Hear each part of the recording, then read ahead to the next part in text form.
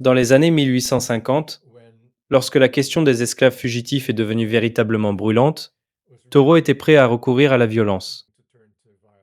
Dans cet essai, il reproche à la milice de l'État de s'être jointe aux troupes fédérales pour capturer l'esclave et le renvoyer en esclavage. Selon lui, la milice de l'État aurait dû combattre les troupes fédérales, ce qui aurait marqué le début d'une guerre civile. Nous sommes en 1854, et la guerre de sécession éclatera seulement 6 ans plus tard. Mais la violence était déjà dans l'air, des deux côtés.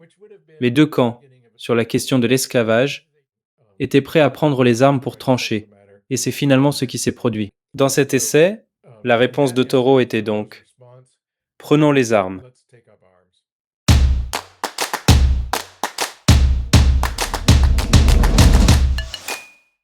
Bienvenue à tous. Je suis Félix Marquardt et voici le Black Elephant Experience.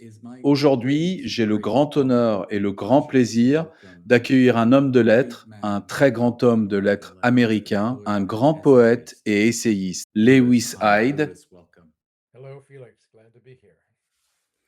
C'est merveilleux de vous avoir avec nous, Louis. Louis est l'auteur de plusieurs livres qui ont transformé ma compréhension du monde. Il a beaucoup écrit sur les communs. Il est l'auteur de plusieurs ouvrages devenus cultes, en particulier chez les artistes, mais pas seulement. Le principal d'entre eux s'intitule The Gift, en français Le Don, et n'a pas encore été traduit. Comme je vous le dirai un peu plus tard, j'espère vraiment être celui qui le traduira un jour en français.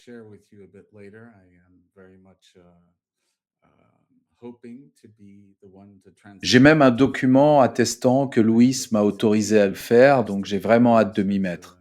En attendant, je suis ravi de vous recevoir, Louis.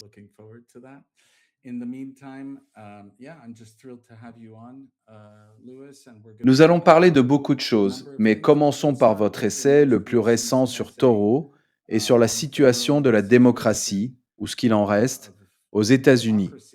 Pouvez-vous nous donner les grandes lignes de votre analyse de ce qui se passe?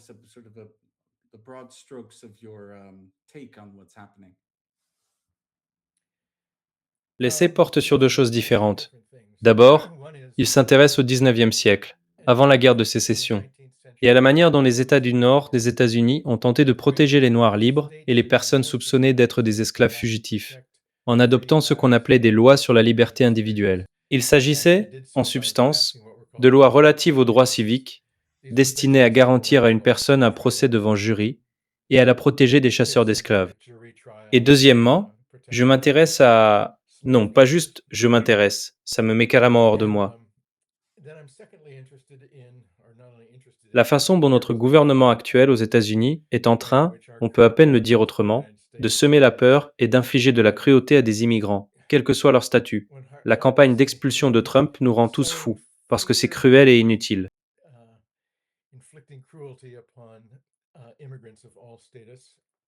Alors la question c'est, que peut-on faire aujourd'hui, d'une manière similaire, pour protéger les immigrants, en s'inspirant de ce qui s'est passé au XIXe siècle?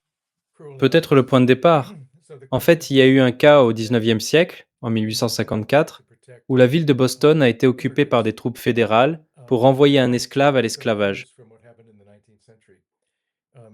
Et Henry David Thoreau a écrit un essai là-dessus, L'esclavage au Massachusetts, où il exprimait sa colère envers ses concitoyens du Massachusetts, qui n'avaient pas su respecter leurs propres lois, des lois qui auraient dû protéger cet homme.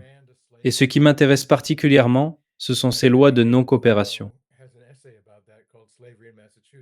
Autrement dit, l'État du Massachusetts avait rendu illégale toute forme de coopération avec le renvoi des esclaves. Et je fais un saut jusqu'à ce qu'on appelle aujourd'hui, aux États-Unis, les politiques sanctuaires. Beaucoup d'États et de villes en ont. En réalité, sanctuaire, c'est un terme mal choisi. Ce sont plutôt des politiques de confiance.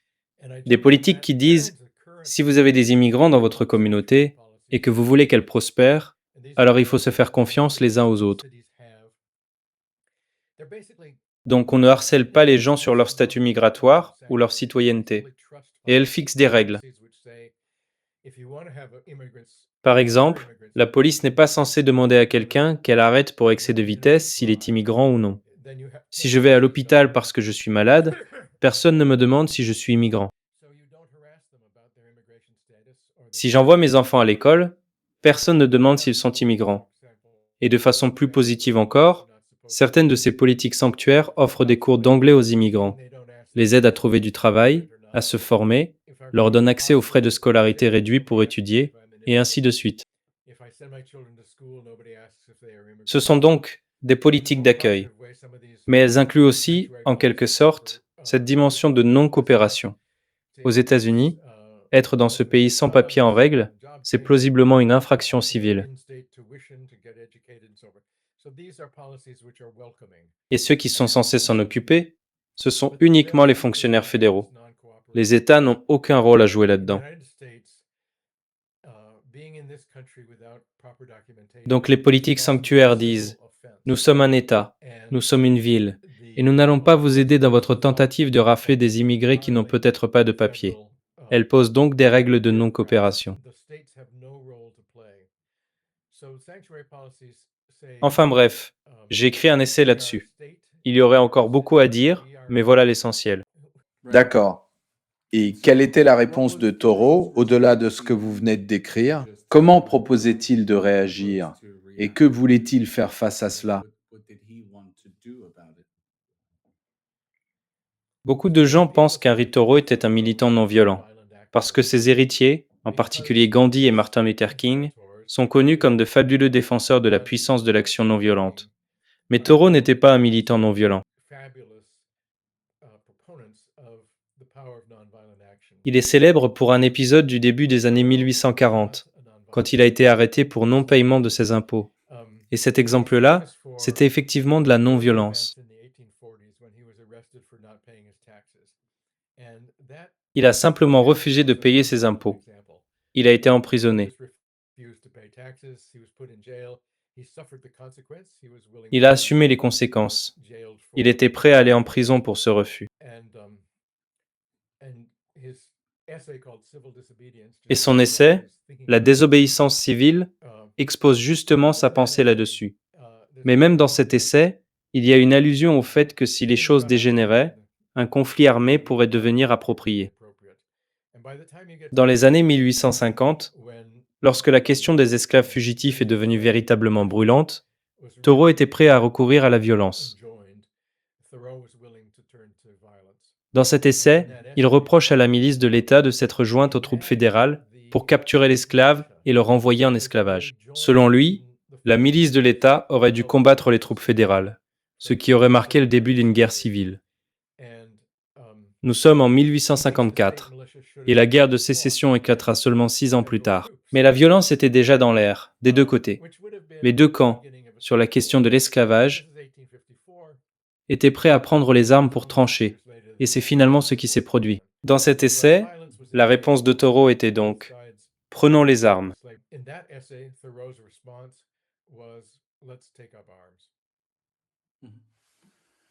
Il semble que nous soyons en plein dans un processus de désintégration de l'Occident. C'est en tout cas ainsi que je vois les choses.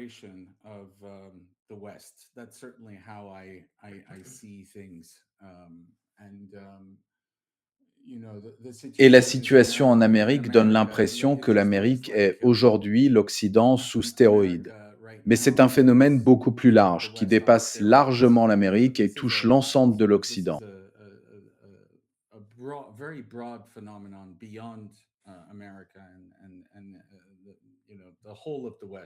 J'ai le sentiment que cela tient, au moins en partie, au fait que nous sommes devenus une culture qui a perdu ses repères. Et quand j'ai découvert votre travail, en fait, c'était avant de lire vos livres. C'était grâce à un essai que vous avez écrit, je crois que c'était en 1975, intitulé Alcool et poésie.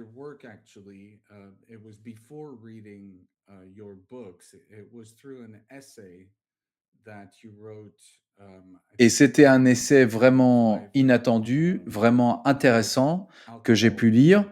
Et ce qui était intéressant justement, c'est que ça parlait pas simplement d'alcool, d'alcoolisme, d'un poète alcoolique et de ce rapport entre l'art et la drogue.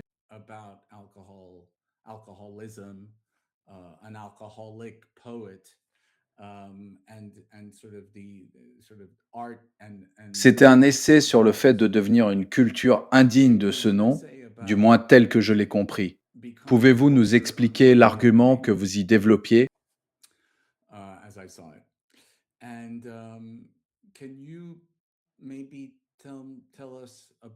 Je pense qu'il est central pour comprendre cette forme de démantèlement de l'Occident qui est en cours.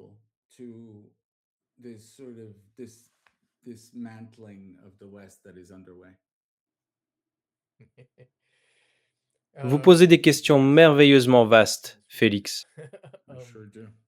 Alors peut-être que je vais d'abord dire un mot sur la genèse générale de cet essai. À l'époque, j'étais un pauvre poète. Enfin, je ne sais pas si j'étais poète, mais j'étais au moins pauvre. Et j'ai eu un boulot de veilleur de nuit dans un service de désintoxication à Cambridge, dans le Massachusetts. C'était un service où on amenait des alcooliques pour les aider à sortir de leur état d'ivresse quotidien. Et à l'époque, comme je le disais, je m'intéressais aussi à la poésie. Il y a eu une nuit où j'essayais de mettre au lit un alcoolique particulièrement querelleur. J'ai fini par y arriver. Je remonte au poste des infirmières et l'une d'elles me dit: T'inquiète pas, Louis, c'est juste l'alcool qui parle. C'est-à-dire que le type était ivre, mais c'était comme s'il avait été possédé par un esprit qui discutait avec moi. Pas une vraie personne. Et bien sûr, en tant que poète, je me suis dit, c'est intéressant, la drogue a une voix. Et j'avais été l'élève d'un poète nommé John Berryman, qui était alcoolique. J'ai fini par écrire cet essai à partir de ces deux expériences, ma connaissance de Berryman et mon expérience avec les alcooliques du service de désintox. Et je lisais aussi Ivan Illich à ce moment-là. Illich était un philosophe des institutions, un critique de l'éducation, des transports, de la médecine.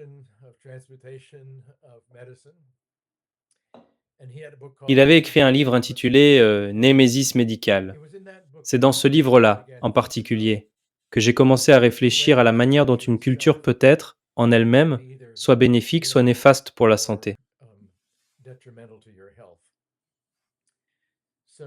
Alors peut-être que pour relier tout ça, il y a un moment dans l'histoire des programmes de rétablissement où quelqu'un entre en contact avec Carl Jung et échange avec lui sur la question de l'addiction. Et pour Jung, c'est un problème spirituel, pas seulement médical, ni moral. Et l'alcool, on l'appelle spiritueux. Ce sont des esprits qui peuvent prendre possession de votre propre esprit. D'où la formule spiritus contra spiritum. Il faut un esprit pour combattre un esprit. C'est pour ça que les alcooliques anonymes et les programmes de rétablissement en général sont des programmes spirituels. Ils insistent sur le fait qu'il faut une vie spirituelle pour guérir.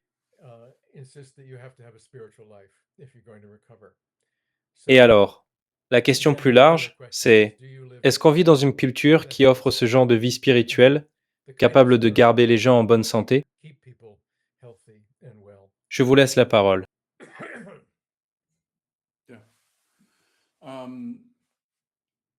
Ce que vous disiez tout à l'heure sur cet effondrement progressif de l'Occident, de sa légitimité morale, de sa crédibilité, de son statut, il me semble que ça a un lien avec ce qu'on appelle la sécularisation.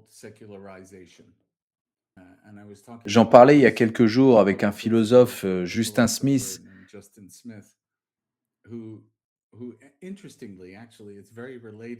et c'est amusant, ça rejoint un peu votre histoire d'alcool et de poésie. Il a écrit un livre, On Drugs, où il voulait au départ philosopher sur les champignons, le LSD, les psychédéliques, comment ça avait changé sa perception de la réalité.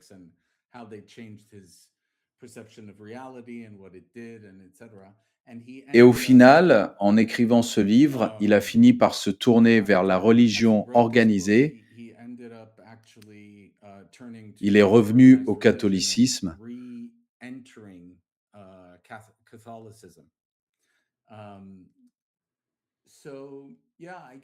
Donc voilà, ça m'intéresse d'avoir votre avis là-dessus. Il y a plein de raisons pour lesquelles ce processus de sécularisation a émergé au 19e siècle. Ça vient des Lumières, tout ça. Mais j'ai l'impression qu'on a un peu jeté le bébé avec l'eau du bain.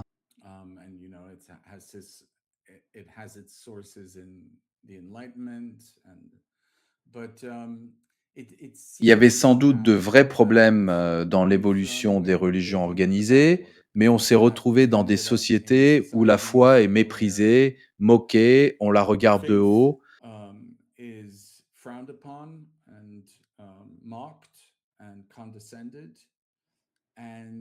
Et j'ai l'impression qu'on a perdu beaucoup de choses dans ce processus, notamment quelque chose qui, pour moi, est au cœur même de la foi, une forme d'humilité.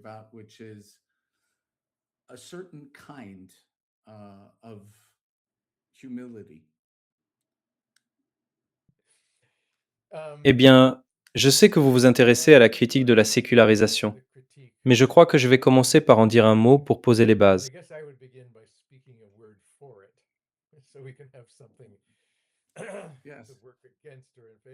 Pour avoir quelque chose contre quoi, ou en faveur de quoi travailler.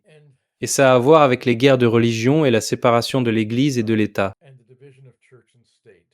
Donc, vous savez, l'Europe a été ravagée par les guerres de religion pendant longtemps, avec en particulier des sectes du christianisme qui se combattaient et s'entretuaient. Et ensuite se pose la question de savoir ce qui se passe quand l'État et la religion ne font qu'un, quand on a une religion d'État.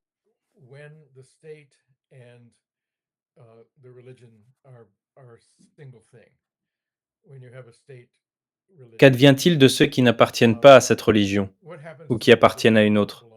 Donc, l'un des éléments fondateurs des États-Unis, c'était justement une tentative de séparer ces deux choses. Et pour faire un saut, jusqu'à aujourd'hui. Vous savez, une partie de ce qui se passe en ce moment, ce sont, si vous voulez, de nouvelles guerres de religion.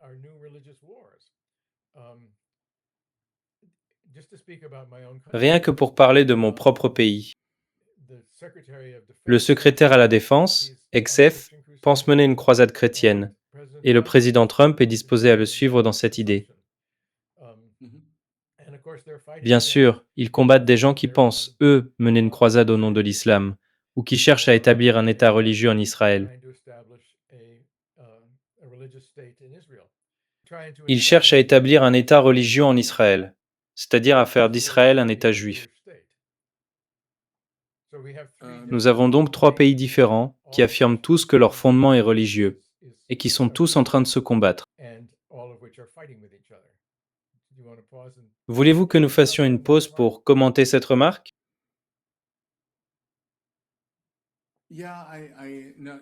Non, ce n'est pas nécessaire. J'y reviendrai. Je pense que l'idée du séculier, au départ, c'était d'avoir un espace qui ne soit pas dominé par l'Église à laquelle on appartient localement. Et je crois que le terme commence à apparaître autour des monastères, où quelqu'un a le droit d'aller en ville, faire des affaires avec les habitants, puis de revenir au monastère. Le séculier, c'est un temps différent du temps éternel qu'on vit à l'intérieur du monastère. Donc, ce sont des espaces qui ne sont pas dominés par une seule religion. Ça s'avère utile si on ne veut pas de conflit permanent entre religions. Ce qui ne veut pas dire que je suis en désaccord avec l'idée qu'une grande partie de ce qui ne va pas aujourd'hui, cette fragmentation des cultures, vient d'un manque de vie spirituelle.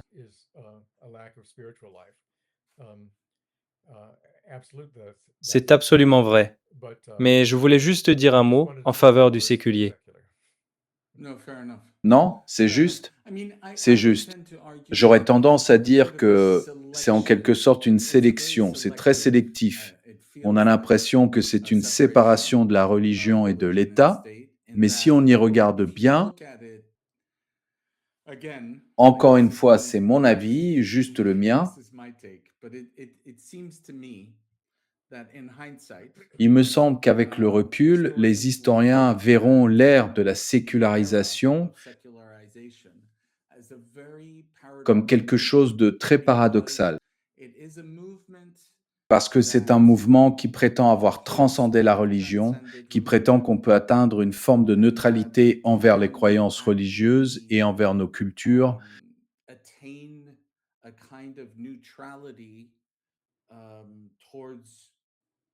alors qu'en réalité, elles sont incroyablement marquées par nos religions respectives. Et cette idée même qu'on puisse être séculier dans ce sens-là, c'est en fait une idée profondément chrétienne. L'idée que l'on puisse transcender la religion et se débarrasser, en quelque sorte, des dimensions religieuses de notre culture, relève d'une compréhension chrétienne de ce qu'est la religion. Et cela n'existe pas vraiment, par exemple, dans le monde islamique. Donc les chrétiens qui regardent l'islam vont dire: «Oh, il n'y a pas de séparation entre la mosquée et l'État». Mais c'est parce que l'idée même du mot religion n'existe pas au départ en arabe.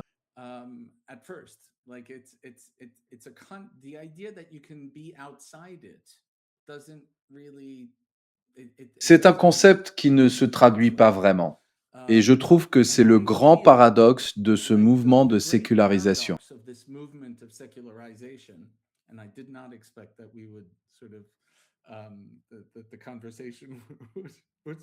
Je ne m'attendais pas à ce que la conversation reste sur ce terrain, mais je suis content parce que ce sujet m'intéresse vraiment. Il me semble que oui, le grand paradoxe de la sécularisation, c'est qu'elle est en fait imprégnée de millénarisme,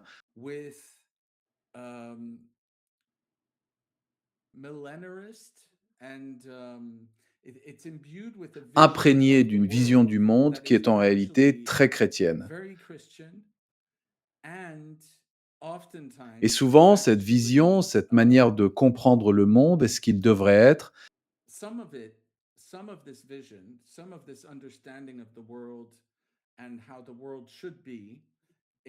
est remplie du genre de fantasmes qu'on a hérité des croisades.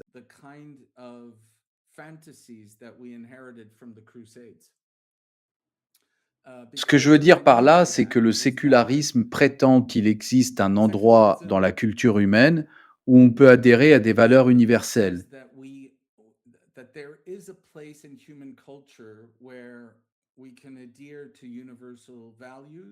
Mais l'Occident semble penser que ces valeurs universelles sont les valeurs de l'Occident.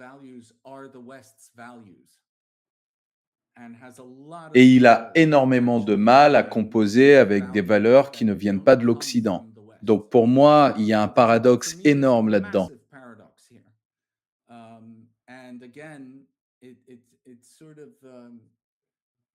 Et encore une fois, c'est oui, c'est le grand paradoxe, c'est que ça prétend avoir dépassé la religion et le christianisme, alors qu'en réalité, c'est saturé de christianisme. Donc vous avez une thèse compliquée, que je n'essaierai pas de contredire, parce qu'il faudrait qu'on travaille ça à un certain niveau. Mais laissez-moi dire une chose. Une chose qui me vient à l'esprit quand vous dites ça, c'est que votre idée de la sécularisation n'est pas tout à fait la mienne. Je pense que la sécularisation, dans sa forme la plus simple, c'est le sentiment qu'il existe deux sortes de temps, un temps éternel et un temps du quotidien, et qu'on vit dans les deux à la fois. Mais laissez-moi ajouter quelque chose. J'oublie qui développe cette idée, mais elle vient, je crois, de Pascal. Il y a une définition de la tyrannie qui part du principe qu'il existe plusieurs sphères de vie. La vie éducative, la vie scolaire, la vie familiale, la vie religieuse, le marché, l'armée, et ainsi de suite. Et la tyrannie survient quand l'une de ces sphères devient dominante et contrôle toutes les autres. Si on vit dans un monde où seul le marché compte vraiment, où tout doit être vu à travers le prisme des valeurs marchandes, c'est un système tyrannique, où tout lui est subordonné, où même la religion est jugée à l'aune de l'argent qu'elle brasse. Mhm. Ou si vous vivez dans un monde où l'armée est le seul pouvoir central, c'est une tyrannie. Et si vous vivez dans un monde où une seule foi détient tout le pouvoir, c'est aussi une tyrannie.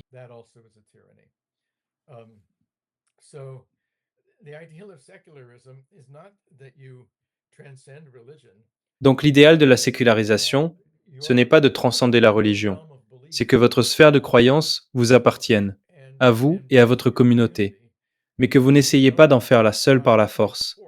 Et pour revenir à ce que fait mon gouvernement en ce moment, il pense être dans sa propre croisade de nationalisme chrétien.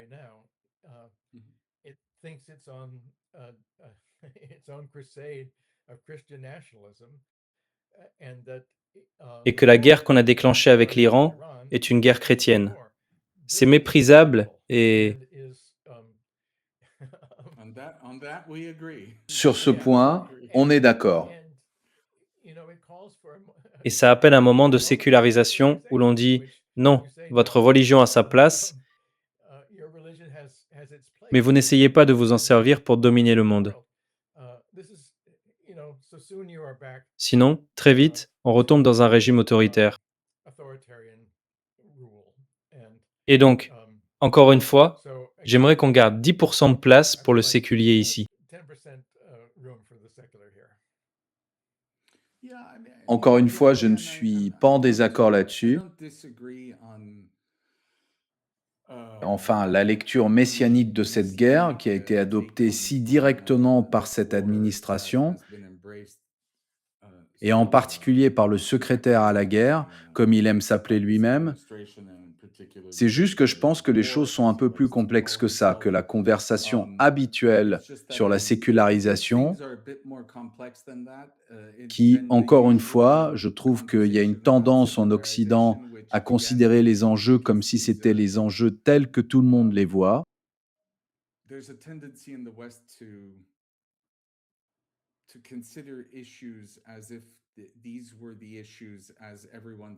Et j'ai l'impression que nos conversations sur la sécularisation reflètent souvent ça, comme si on tenait pour acquis que notre compréhension du sujet est celle de tout le monde. Alors qu'on n'a pas besoin de s'attarder là-dessus plus longtemps, on peut avancer. Donc, un de vos livres que j'ai mentionné au début, c'est ce livre qui s'appelle Le Don, qui est un objet vraiment unique. D'une certaine façon, c'est deux livres en un. Ça aurait pu être deux livres différents. D'un côté, la première partie, c'est une anthropologie, une ethnographie du don, notamment chez les tribus nord-américaines, mais pas seulement.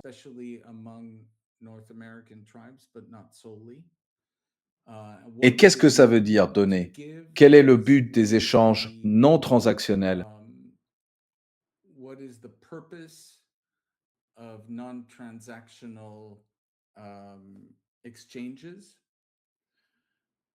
Et la deuxième partie, c'est une étude de l'œuvre de deux poètes, Walt Whitman et Ezra Pound. Je ne sais pas si à partir de ce livre, vous avez ensuite beaucoup écrit sur les communs. Et d'ailleurs, une grande partie de votre travail est disponible en accès libre sur votre site, louishaïd.com. Je trouve que ce livre, qui porte aussi sur l'esprit créatif dans un monde devenu presque entièrement transactionnel, est un objet véritablement unique. J'ai trois questions. Premièrement, comment ce travail est-il né? Deuxièmement, comment avez-vous décidé de réunir ces deux parties? Et troisièmement, comment avez-vous convaincu votre éditeur que cet ensemble avait du sens? D'une certaine manière, le livre est né de mon propre dilemme et a puisé son énergie dans celui-ci. J'avais été attiré par la poésie. J'écrivais de la poésie. Et il était clair pour moi qu'il n'y avait aucun moyen de gagner sa vie avec ça.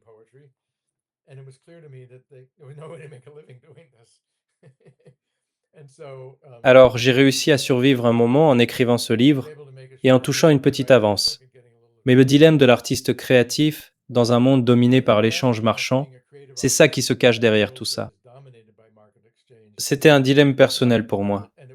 Et à l'époque, je n'écrivais pas que de la poésie. J'écrivais aussi de temps en temps des essais sur la poésie. Et la graine de ce livre, encore une fois, elle vient d'Ivan Illich. J'ai mentionné que j'avais lu Némésis médical. Et je m'étais dit, oh, ce type est intéressant. Je me demande où il est.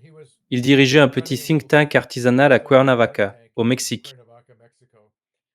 Alors je suis allé travailler un mois avec Ivan, là-bas. Et ses collègues m'ont fait découvrir un livre, Stone Age Economics, de Marshall Salins, un anthropologue. Et ça m'a mené à ce fameux essai de Marcel Mauss, l'essai sur le don. Et au départ, je pensais juste écrire un texte court. Je trouvais que le langage était provocateur et qu'il pouvait se transposer aux questions de créativité, qu'il y avait une forme de fertilité chez les cultures qui traitaient leurs biens matériels comme des dons.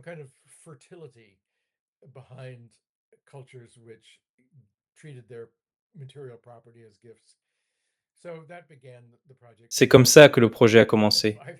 Et 5 ans plus tard, j'avais fini. Et je dirais que oui, la première partie du livre est anthropologique, mais c'est aussi... J'étais en train d'écrire mon propre mythe. C'est-à-dire que dans tout ce que je lisais, à la fois de l'anthropologie, mais aussi beaucoup de contes populaires, des livres sur la communauté scientifique, des livres sur l'étiquette, plein de choses différentes, je cherchais des motifs et j'ai avancé une idée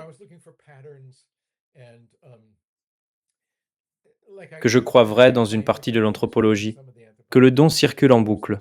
Quand je vous donne quelque chose, l'idée c'est qu'au bout du compte, quelque chose me revient. Alors je pose ça comme une vérité. Et il y a plein de choses comme ça dans le livre. Mhm.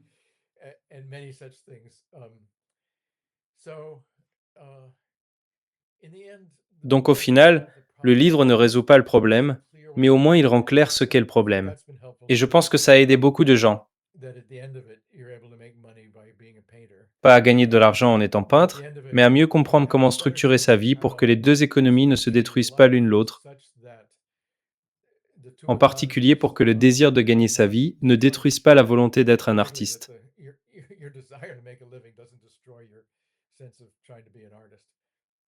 Yeah.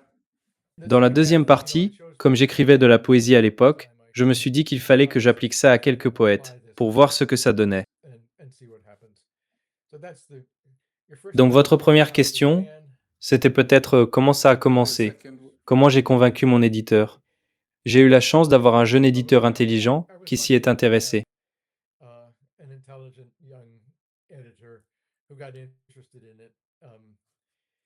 Et au début, c'était très difficile d'expliquer à qui que ce soit ce que je faisais.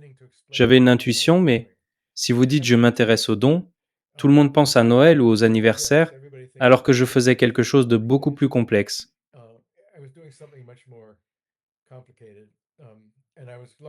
J'ai eu la chance d'avoir un éditeur qui a pris le risque. Et ça a mis du temps avant que le livre ne trouve son public, parce que c'était difficile à définir. Dans les bibliothèques et les librairies, les gens ne savaient pas où le ranger. Yeah. Je ne peux pas prétendre être un artiste, mais enfin, ce que j'ai trouvé, je pense, très utile dans ce livre, en tant que quelqu'un qui essaie de créer quelque chose avec des mots, c'est que ça rend très clair qu'une œuvre d'art peut se vendre, mais que la motivation première de la création ne peut pas être l'argent. but it cannot, the prime motivation for creation cannot be money. It sort of Et ça m'a en quelque came to sorte me appris que that si les choses étaient if difficiles, things y were compris hard, financièrement, even ce good things n'était were good probablement actually. pas une mauvaise chose pour le Um, processus artistique. that was probably not a bad thing for the artistic creative process. Et ce Um, n'est pas de votre faute. Il ne s'agit pas de dire que si vous étiez un meilleur artiste, vous gagneriez davantage d'argent. Il faut comprendre qu'il existe une distinction entre les deux. yeah, Oui, absolutely. absolument. At the moment, En ce moment, il y a en there's France un débat autour de certains auteurs qui ont there's a rencontré un conversation immense going in succès France around certain authors who've become extremely successful, et qui semblent and they tous all adopter une posture seem to politique que l'on be pourrait considérer comme adopting totalement a distincte de leur political écriture. stance. Might be seen as completely a Mais pour separate ma part, je ne individual pense pas que les deux in soient their séparés. writing. So Il basically, s'agit en gros it's d'un positionnement qui a prétend se situer positioning au-dessus de la that politique purports to be above politics and that sort of et qui tries to cherche à explain présenter une grande away partie a des lot of politiques the réactionnaires contemporary comme quelque politics chose de as sort of, pittoresque, de folklorique, well, de cute and simplement propre à l'époque. folkloric and, part of the times. And Or, ce qu'ils when font est en actually what they're réalité doing extrêmement is dommageable. extremely damaging, because they're making Ils donnent à des certain personnes et à des idées véritablement really abjectes awful people and l'apparence de awful simples things composantes de sound like they're l'humanité. just Eh part of bien, c'est comme humanity. ça. And Il est très I intéressant et assez inquiétant it's de very voir comment interesting cela est how devenu un phénomène. this is it's become a thing. It's become a thing, and it's quite scary, actually. Je pense I donc que think in a way, le succès commercial, le fait de devenir un auteur très success, connu,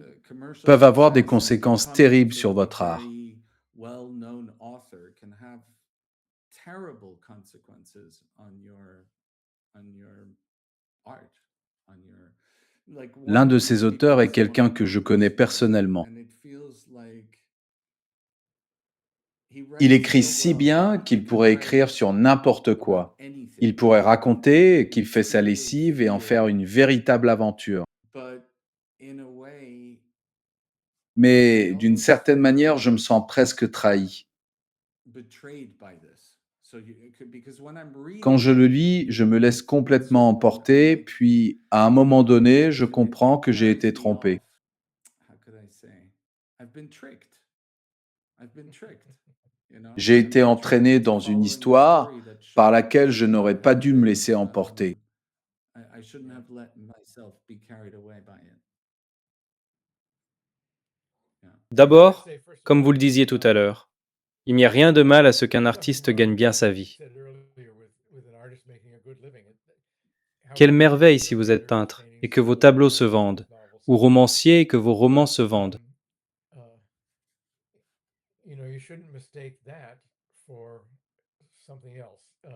Mais il ne faut pas confondre ça avec autre chose. Et je pense que beaucoup de gens qui réussissent, leur premier défi, c'est justement de faire la part des choses entre ce succès sur le marché et ce qui en réalité fait vivre le travail, ce qui le maintient vivant.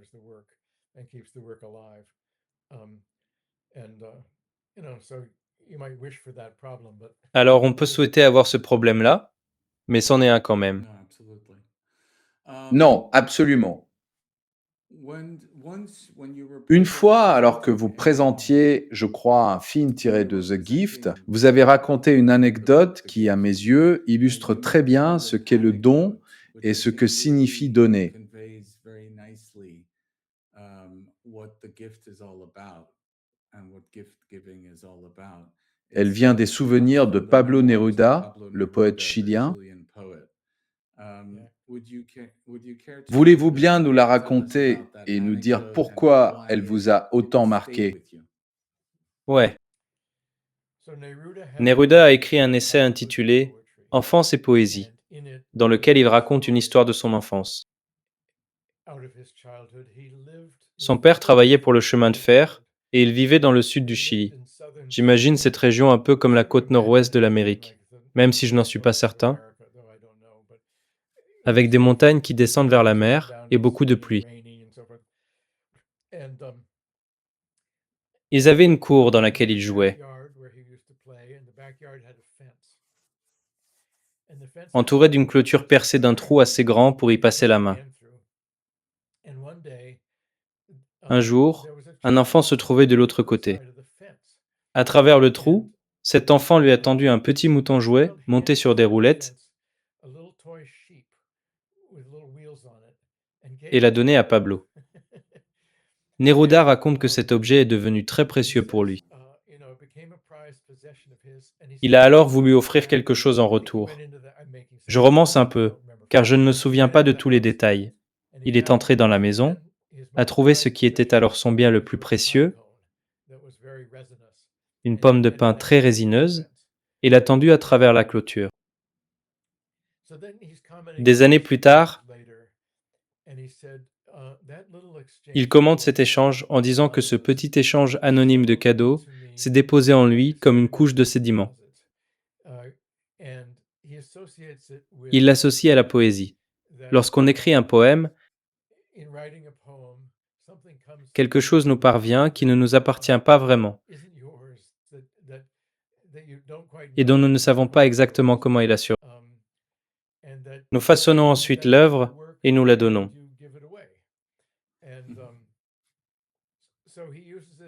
Il fait de cette histoire un emblème de sa propre vie de poète et de la joie profonde que lui procuraient les autres.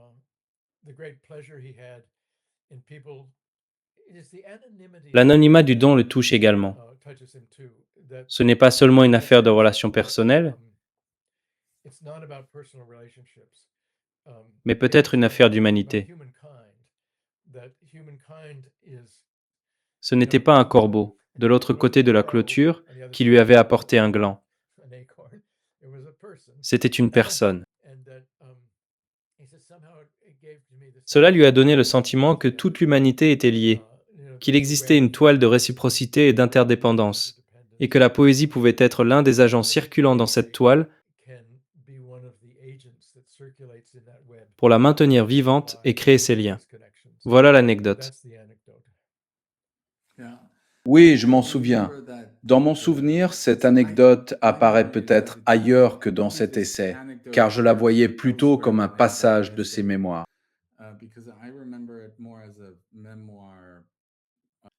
Dans le prolongement de ce que vous venez de dire, Neruda explique qu'il est merveilleux de donner et de recevoir de l'amour de la part de gens que l'on connaît, de proches, d'amis ou de membres de sa famille. Oui, mais il est encore plus remarquable de recevoir quelque chose d'une personne que l'on ne connaît pas.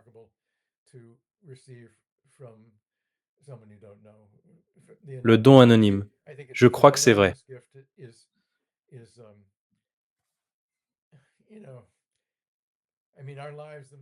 Nos vies elles-mêmes, et tant de choses qui les composent, nous viennent de sources insondables, d'endroits dont nous ignorons l'origine. Le reconnaître est à la fois vivifiant et source d'humilité.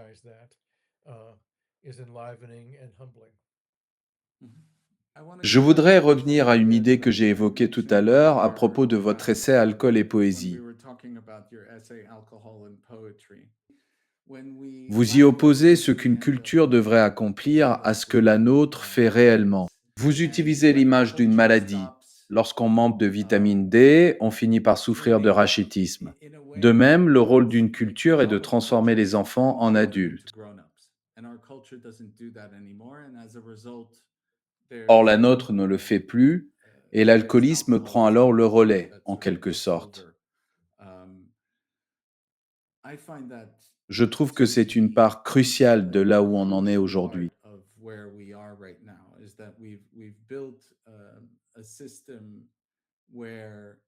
On a construit un système où non seulement il y a plein d'enfants adultes qui courent partout, mais en plus ce système semble propulser au sommet des gens profondément abîmés.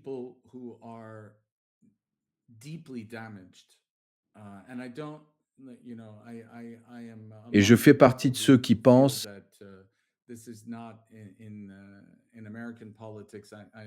en politique américaine, je ne trouve pas Joe Biden beaucoup plus impressionnant que Donald Trump, vous le savez, mais je suis frappé par la médiocrité. by the mediocrity, the incredible mediocrity of our L'incroyable politicians. médiocrité de nos dirigeants Not politiques. that, some of them were extremely bright. Pas que certains n'étaient pas brillants, hein. Obama était Clearly clairement very, quelqu'un very de très très smart. intelligent, But when you think mais that, quand on pense que l'un des hommes that visés par notre alliance, uh, l'Occident au sens large, les our États-Unis et alliance Israël, between the West at large, the United States and Israel, l'un des hommes qu'on a was assassiné ces assassinated dernières semaines, in recent weeks, is Ali Larijani. c'est Ali Larijani, une figure majeure de la politique iranienne For pendant des many décennies, decades, who had been qui avait negotiating négocié the l'accord sur nuclear le deal, nucléaire, who had, yeah, just at the une figure biggest omniprésente figure en in Iran. Iranian politics. And this guy, Et ce type, I was je reading regardais ses écrits. C'est un homme qui a écrit 3 livres différents sur l'œuvre d'Immanuel Kant. Kant's work. I was thinking, when's the Et je me last suis dit, time c'était quand la the dernière West fois que produced l'Occident a a produit un political dirigeant leader of that politique de standard? cette envergure? Frankly, Franchement, j'ai du mal à trouver. I'm Et je ne dis pas que Charles de I'm not Gaulle était saying un that grand Charles de Gaulle intellectuel. was C'est pas a ça. great intellectual, 'cause that's not Mais what je he me suis was, dit que but c'était la dernière I fois, thought like that's the last time, Kennedy, de Gaulle, that's the last time qu'on a eu des we've hommes had politiques qui étaient, vous voyez, des gens politicians vraiment that sérieux. were, people that were very, very serious people. Um, I feel that that's J'ai l'impression que ça a complètement disparu. gone. So not only are Complètement. we sort of a bunch of Alors non seulement on est devenu une bande de... like at least Enfin, au moins les tout petits toddlers sont are attachants, appealing. mais nous, on To élit des see gens qui font pareil, qui cassent tout, re-elect qui se trompent en people who permanence. are just as who break and break things Sauf que eux, and ils n'ont err vraiment rien constantly, d'attachant. but C'est bien ça. they're not cute at all. Yeah.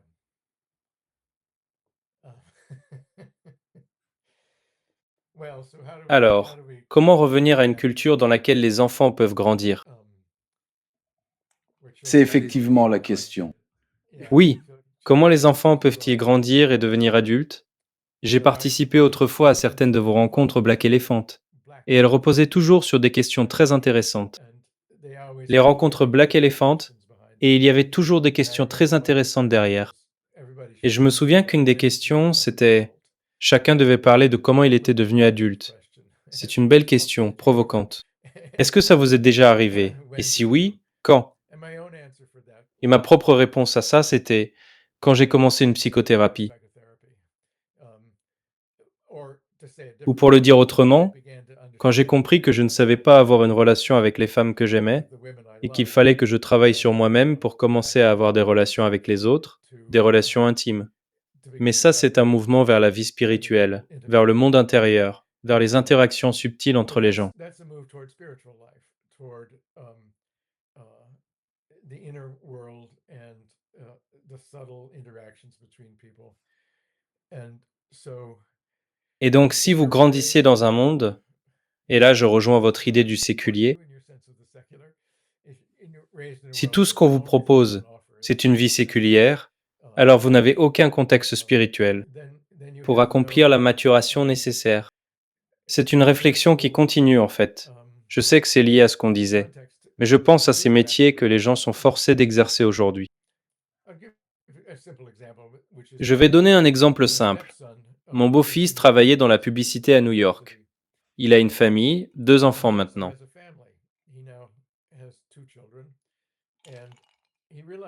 Et il s'est rendu compte que les gens avec qui il travaillait n'avaient plus aucune vie de famille. La pression, le coût de la vie à New York et la pression de gagner assez d'argent pour ça avaient complètement envahi leur existence. Du coup, ils devaient renoncer à avoir des relations intimes, à prendre le temps d'élever leurs enfants. Alors il est parti, il s'est installé au Costa Rica.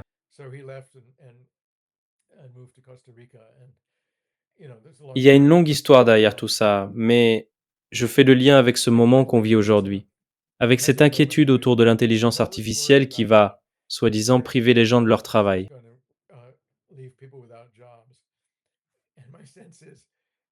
Et moi, je me dis, mais c'était quoi ces emplois? Qu'est-ce qu'ils avaient de si merveilleux, ces boulots qu'on faisait avant? Pour moi, la vraie question de fond, c'est comment cette richesse va-t-elle être redistribuée? Est-ce qu'on va donner aux jeunes familles, assez d'argent pour qu'ils aient le temps d'être des êtres humains, pour que les hommes aient le temps de rester à la maison avec leurs enfants et de les élever? Ou est-ce qu'on va juste se retrouver avec plein de gens au chômage et plein de gens hyper, hyper, hyper riches? Yeah. So all these questions intertwine. I mean, yeah, Oui, I il y aurait think énormément de there's choses à décortiquer dans toute things cette that conversation sur l'intelligence around artificielle, artificial intelligence that should be à unpacked. commencer par la The définition the même very de definition l'intelligence. of intelligence, because Ce ne sont pas des machines intelligentes. I mean, Une intelligence intelligence even sans conscience ne veut pas vraiment dire it's, grand-chose. it's doesn't even really mean Ce anything. sont des machines They're probabilistes. probability machines. So it's just and on top of that, apparently there's increasingly a conversation about the fact that actually Et apparemment, on discute de jobs that plus are en plus du supposed to fait be que les emplois extinguished censés disappear disparaître parce qu'ils seraient because assurés par des apparently now machines machines ne are not disparaissent pas réellement. disappearing because you really En cannot fin de let these compte, on ne machines peut do pas laisser anything ces of their machines own faire quoi que ce actually soit seules. at the end of the C'est day. fascinant. It's fascinating. Merci infiniment d'être venu. Essay Où on pourra-t-on lire Thoreau cet essai sur and Thoreau, this sur le moment moment présent et sur ce moment américain? Il sera publié dans le prochain numéro d'une revue de Washington, D.C., intitulée Liberties. On pourra donc le lire là-bas. Mais je les ai en quelque sorte devancés. Je l'ai déjà mis sur mon site. Si vous allez sur louisaid.com et ouvrez la rubrique consacrée aux essais, c'est le premier de la liste, avec un PDF. Il contient beaucoup plus de détails que ce que nous avons pu couvrir ici. Allez-y jeter un œil. Oui, allez voir. Ce site contient une quantité incroyable de vos travaux et je ne peux que le recommander.